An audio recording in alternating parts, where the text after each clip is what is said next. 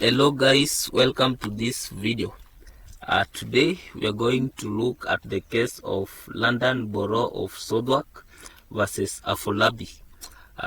Let's start by looking at the context of the case. So the participants of the case, we have Afolabi. Afolabi is an African employee working at Southwark. We have Southwark London Borough Council. In this case, it is the employer of Afolabi. And also we have Employment Appeal Tribunal. This is an authority that held that Southwark London Borough Council is guilty of racial discrimination against Afolabi. Okay, so this case took place in 2003. The reason for this case was that Afolabi in 1990, who was of minority ethnic origin, attended an interview for the post of auditor at the council. In this, we are talking about the Southwark Council. He was in fact appointed to a lower grade position. In 1999, Afolabi examined his personal file and discovered a document relating to his 1990 interview, identifying that he had scored highly. He claimed that his failure to be appointed to a higher grade was due to racial discrimination. So he said that the key issue in this case was whether Afolabi was racially discriminated or not. So the decision that was taken was that the appeal was dismissed by the Employment Appeal Tribunal. This tribunal held that there were just and equitable grounds upon which Afolabi's case should be allowed to proceed. The tribunal had excluded any evidence which would have been unreliable by the virtue of the passage of time, and had also considered whether there was any explanation other than discrimination as to why Afolabi had not been appointed to a senior position.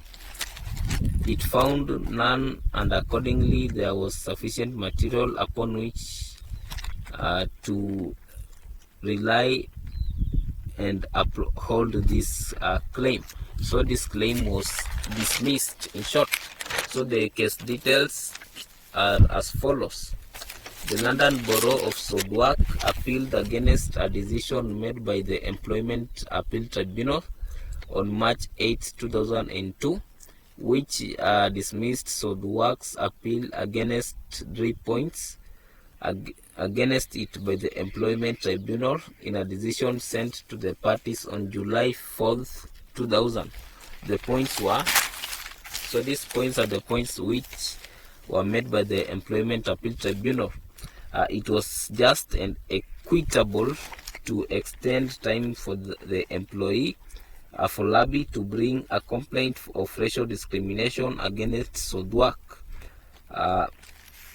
9 years after the act was completed. Southwark had been guilty of direct racial discrimination, and thirdly, that Southwark had also been guilty of racial discrimination in treating Mr. Afolabi less favorably than it had treated 2 white employees in the hay grading exercise in or about April 1999. So we note that Mr. Afolabi is of black African origin. Both Mr. Afolabi and Mr. Welsh were appointed auditors at grade 6. Mr. Afolabi was not shortlisted because he did not meet the criteria of the post. Mr. Afolabi's job was graded 8 in November 1998. He appealed against that grading. He gave Mr. Afolabi a job score of 282, that is grade 9, as against Southwark's scores of 233, that is grade 8. So the issue at hand, or the issues at hand, are 1.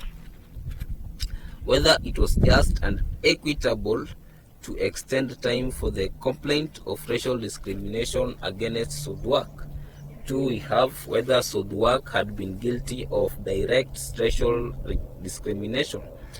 3. We have whether Southwark had been guilty of racial discrimination in treating Mr. Afolabi less favorably than it treated 2 white employees in terms of the hay grading exercise at or about 1999.